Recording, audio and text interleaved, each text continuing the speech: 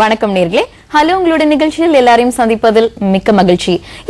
உள்ள காலகட்டத்துல நிறைய விஷயங்கள் சுலபமா இருக்கு. வெளிநாட்டுல போய் படிக்கணுமா, அது சுலபம் தான். பிசினஸ் தொடங்கணுமா, அதுவும் சுலபம். வீடு வாங்கணுமா, அதுவும் சுலபம் தான். ஏன் நீங்க ஏதாவது பர்சனல் லோன் எடுக்கணுமா, அதுவும் சுலபம் தான். இதெல்லாம் எதனால இவ்வளவு சுலபமா ஆயிருக்கு அப்படின்னா வங்கிகள் நல்லதான். வங்கி கடன் இது ஒரு வகையில ரொம்ப ஒரு நல்ல விஷயம். ஏன்னா நிறைய பேர் முன்னேறி இருக்கோம். இது ஒரு பக்கம் இருந்தாலும் அறியாண்மை காரணத்தினால நிறைய பேர் இந்த கடல்னால தொல்லை நிறைய பேருக்கு விடுது. அவங்க எப்படி இந்த தொல்லைகள் வருது அப்படின்னு பாத்தீங்கன்னா, அந்த சட்டங்கள் அவங்களுக்கு சரியாக தெரியறது இல்லை. அந்த சட்டங்களை தெரிந்து கொண்டாலே நிறைய பிரச்சனையில இருந்து நீங்க மீண்டு வரலாம். இன்னைக்கு வங்கி கடன்களும் சட்டங்களும் இதை பத்தி தான் இந்த நிகழ்ச்சியில நம்ம டிஸ்கஸ் பண்ண போறோம். நம்மளுடைய ஸ்பெஷல் கெஸ்ட் ஜே கிரண்குமார் அவர்கள் வந்திருக்காங்க. அவங்களிடம் நம்ம கேள்விகள் சந்தைகள் அனைத்தும் நம்ம கேட்டு தெரிஞ்சுக்கலாம். நேர்களே, நிகழ்ச்சிக்கு போறதுக்கு முன்னாடி ஒரு சின்ன வேண்டுகோள். இந்த நிகழ்ச்சியில எந்த தனிப்பட்ட நபரின் பேரோ பிராண்டின் பேரோ நீங்க சொல்லக்கூடாது. இப்ப நீங்க சப்போஸ் உங்க வங்கிகள் பத்தி சந்தேகம் அப்படின்னு சொன்னாலும் அரசு வங்கி மற்றும் தனியார் வங்கி இந்த மாதிரி பிரித்து கொண்டு உங்களுடைய கேள்விகள் மற்றும் சந்தைகள் அனைத்தும் கேளுங்க. அதே மாதிரி இது உங்க லோன் வாங்கணும், எப்படி வாங்குறது அப்படிங்கிற பத்தி நிகழ்ச்சி கிடையாது.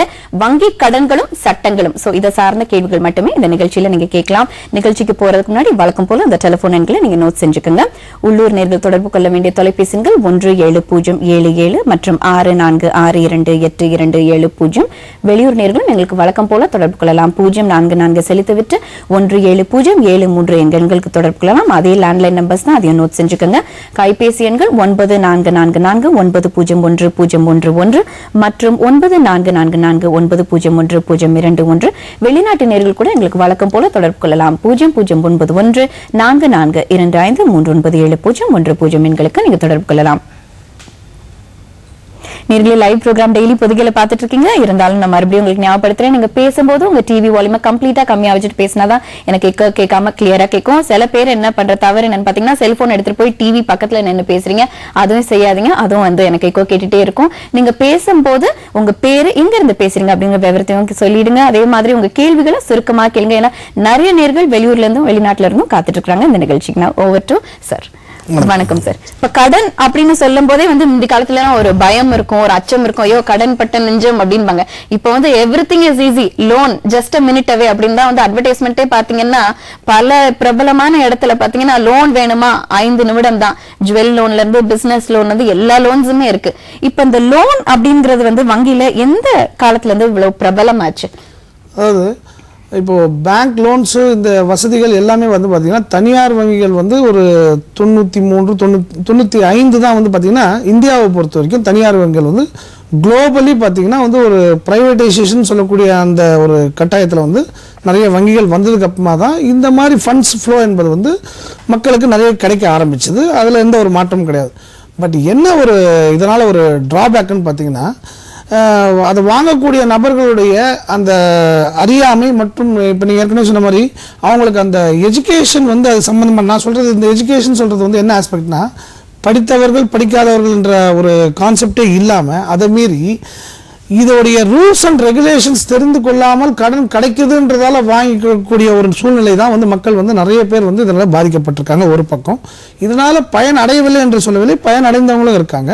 பட் என்ன ஒரு இன்னைக்கு இருக்கக்கூடிய ஒரு சூழ்நிலைன்னு பார்த்தீங்கன்னா, இந்த தனியார் வங்கிகள் தங்களுக்கிடையே இருக்கக்கூடிய அந்த போட்டிகளின் காரணமாக ஒரு 15-16 ஆண்டு காலமாக பார்த்தீங்கன்னா நேஷனலைஸ் பேங்க் ஆர்பிஐ சொல்லக்கூடிய அந்த கைட்லைன்ஸ் எப்படி ஃபாலோ பண்ணுறாங்களோ அந்த மாதிரி தனியார் வங்கிகள் சில விஷயங்கள் சிலன்றதை விட மேஜர் பார்ட் இன்னைக்கு நீதிமன்றங்களில் பல வங்கிகளுடைய வழக்குகள் தேக்க நிலையில் இருப்பதற்கு ஒரு காரணம் பார்த்தீங்கன்னா, அது தனியார் வங்கிகள் ஆர்பிஐ சொல்றபடி சில விஷயங்கள் நடந்துக்காதது மக்களுக்கு இன்னைக்கு நிறைய பிரச்சனைகளை கொடுக்குதுன்றது என்னுடைய கருத்து. இப்ப லோன் வாங்குவது ஒரு மாதிரி ஒரு பிசினஸ் ஸ்டேட்டஸ் மாதிரி கூட ஆயிருச்சு. ஏன்னா சில பேர் என்ன சொல்றாங்கன்னா, பணம் இருந்தாலும் அதை நம்ம யூஸ் பண்ணக்கூடாது, வங்கியில போய் லோன் வாங்கணும். இப்போ ஒரு வெஹிக்கிள் வாங்குறோம், ஸ்கூட்டரோ பைக்கோ காரோ வாங்குறோம் அப்படின்னா பணம் இருந்தாலும் அதை யூஸ் பண்ணாம எதனால லோன் அப்ளை பண்றாங்க? அதாவது இப்போ நீங்க அந்த ஆஸ்பெக்ட் எடுக்க போனீங்கன்னா, இன்னைக்கு அக்கௌண்டபிலிட்டின்றது ஒவ்வொரு நபர்களுக்கும் இன்னைக்கு தேவை. பட் இன்னைக்கு இருக்கிற ஆஸ்பெக்ட்ல பார்த்தீங்கன்னா இப்போ லோனுன்னு ஒன்று இருந்துச்சுன்னா நீங்கள் வந்து இன்கம் டேக்ஸ் கட்டும்போது என்ன ஆகும்னா உங்களுக்கு வந்து சில வெய்வர்ஸ் உங்களுக்கு அந்த இதை வந்து பார்க்கும்போது உங்களுக்கு கிடைக்கும்போது ஆல்ரெடி லோனில் இருக்குன்ற மாதிரி ஒரு சூழ்நிலை உருவாக்கும் போது பல வகையான லாபங்கள் வந்து தனிநபர்கள் வந்து அவங்க ஒரு அவங்களுக்கு கொடுக்கக்கூடிய ஆலோசனை கொடுக்கக்கூடிய ஒரு ஆடிட்டர் கொடுக்கறது இந்த மாதிரி ஏதாவது கொடுக்கும்போது அது நடக்குது. பட் என்ன விஷயம் பார்த்தீங்கன்னா பேங்க் லோன்ன்றது என்ன கிரேஸ்ன்னு பார்த்தீங்கன்னா அசஸிங் பவர் என்பது வந்து இன்னைக்கு மக்களுக்கு வந்து முழுவதும் குறைந்து விட்டது என்பது. அதாவது என்ன ஒரு கிரேஸ்ன்னு பார்த்தீங்கன்னா ஒரு பேனாவின் விலை 50,000 இருந்தாலும் இன்னைக்கு படித்த மக்களாக இருந்தாலும் இன்னைக்கு இருக்கக்கூடிய அந்த ட்ரெண்ட் வந்து இன்னைக்கு குளோபலாக என்ன ஆயிடுச்சுன்னா என்னுடைய வருமானத்திற்கு அது கிடைக்குமான்னு கேட்கக்கூடிய அளவுக்கு நம்ம வந்து தள்ளப்பட்டிருக்கோம். அதாவது என்ன நம்ம சொல்ல வரோம்னா இப்போ என்னுடைய கருத்து என்னன்னா ஒரு இதுக்கு முன்னாடி நம்ம ஒரு 30-40 வருஷத்துக்கு முன்னாடி நம்ம பேரண்ட்ஸ் நம்மள வந்த விதம் எப்படி இருக்குன்னு பார்த்தீங்கன்னா ஒரு அசஸ் பண்ணும்போது இந்த பொருள் நமக்கு தேவை என்பதை அசஸ் பண்ணி அது 300 ரூபாவோ 500 ரூபான்ற மாதிரி நம்ம தெரிஞ்சதுக்கு அப்புறமா வாங்குவோம். இப்போ எப்படின்னா என்னுடைய வருமானத்துக்கு இது கொடுப்பீங்களா 2 இன்ஸ்டால்மெண்ட்ல வந்து நான் திருப்பி கொடுத்துட்றேன் இல்லாட்டி 24 இன்ஸ்டால்மெண்ட் கொடுத்துறேன்ற மாதிரி அந்த பொருள் தேவையா தேவையில்லையா என்பதையே தீர்மானிக்கக்கூடிய ஒரு மனநிலைமையில் மக்கள் இல்லை இந்த கடன்களின் காரணமாக தான் நான் சொல்றேன். அப்ப அதனாலதான் லோனும் வந்து இவ்வளவு பிரபலமாக ஆயிருக்கு. ஏன்னா வந்து தேவையில்லாத பொருட்களை வந்து வாங்குறதுனால வந்து வங்கிகளுக்கும் வந்து ஒரு வகையில வந்து லாபம் தான். வந்து எஜுகேஷன் லோன்ஸ் வந்து எத்தனை வகையாக பிரிக்கலாம்? ஏன்னா எஜுகேஷன் லோன்ல இருந்து பிசினஸ்ல இருந்து அக்ரிகல்ச்சர்ல இருந்து நிறைய லோனா தான் இருக்கு எங்க பார்த்தாலும். ஈவன் ஜுவல் லோன் கூட இருக்கு. லோனை எத்தனை வகையாக நம்ம பிரிக்கலாம்? அதாவது நமக்கு வந்து இப்போ லீகலா பாத்தீங்கன்னா லோன்ஸ்ன்றது வந்து குளோபலா வந்து எப்படின்னா செக்யூர்ட் லோன் அன்செக்யூர்ட் லோன் சொல்லிட்டு 2 வகையா இருக்கு. அதாவது செக்யூர்ட் லோன்ன்றது எப்படின்னா வங்கிகளுக்கு எந்த காரணத்தை ஒட்டியும் அந்த கடன் வாங்கிய நபர் அவர் செலுத்த முடியாத பட்சத்திலோ இல்லாத அவருடைய சூழ்நிலை ஏதாவது இருந்துச்சுன்னா அவங்களுக்கு வந்து இந்த ஹோல்டிங்ஸ் வந்து பார்த்தீங்கன்னா இப்போ செக்யூர்ட் லோன் நான் உதாரணமாக நான் எதை சொல்றேன்னா ஒரு home loan mortgage loan housing loan இதெல்லாம் பார்த்தீங்கன்னா அவங்களுக்கு வந்து அவங்களுக்கு சிம்பாலிக் பொசிஷன் இந்த மாதிரி எதுவாக இருந்தாலும் சரி அவங்ககிட்ட அந்த டைட்டில்ஸ்லாம் இருக்கும் டாக்குமெண்டேஷன் அதுக்கு தேவையான எல்லா விஷயங்களும் எழுதி கொடுத்துருப்பாங்க. சப்ஜெக்ட் டு த டிஃபால்ட் ஆச்சுன்னா அதுக்கப்புறமா என்ன பண்ணணும் ஏது பண்ணணுன்ற மாதிரி எல்லாமே இருக்கும். ஸோ கட்ட முடியாத நபர்கள் காரணமாக அந்த டிஃபால்டர்ஸோடைய இது வந்து இவங்க கிளைம் பண்ணுறதுக்கு வங்கிகளுக்கு முழு உரிமை வந்து பார்த்தீங்கன்னா சட்ட ரீதியாகவும் சரி எல்லா வகையிலும் அவங்களுக்கு வந்து வங்கிகளுக்கு வந்து பாதுகாப்பு இருக்கும். அதே நீங்கள் இப்போ அன்செக்யூர்ட் லோன் சொல்லக்கூடிய வகைகள் பார்த்தீங்கன்னா எதுனா பர்சனல் லோன் கடன் அட்டை அதாவது நம்ம கிரெடிட் கார்டுன்னு சொல்லிட்டு நம்ம வந்து பார்த்தீங்கன்னா பயன்படுத்துகிறோம் பாருங்க இதெல்லாம் வந்து அன்செக்யூர்ட் லோன்.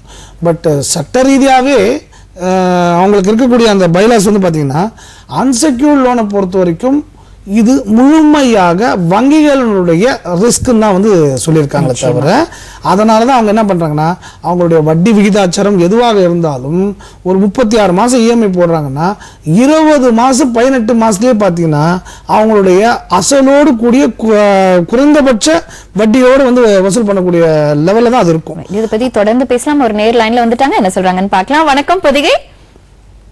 வணக்கம், எங்க இருந்து பேசுறீங்க? பேர் சொல்லுங்க. மேடம் நான் கோயம்புத்தூர்ல இருந்தேன் மேம். சொல்லுங்கம்மா, பேர் சொல்லுங்கம்மா. பேர் தாமரை மேம். சொல்லுங்க மேம். நாங்க ஒரு கார் லோன் எடுத்திருந்தோம். ஓகே. இப்போ வந்து அதுக்கு செட்டில்மெண்ட்காக நாங்க பே பண்ணியாச்சு. சரிங்க.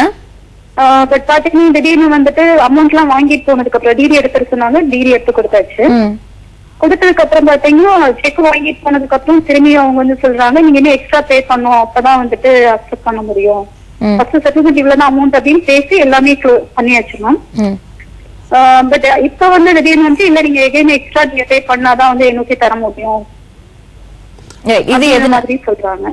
இதுக்கு எப்படி டீல் பண்ணலாம் அப்படின்னா உங்களுடைய கேள்வி. அதாவது டெய்லி நான் கூப்பிட்டு பேசிட்டு இருக்கேன் மேம்.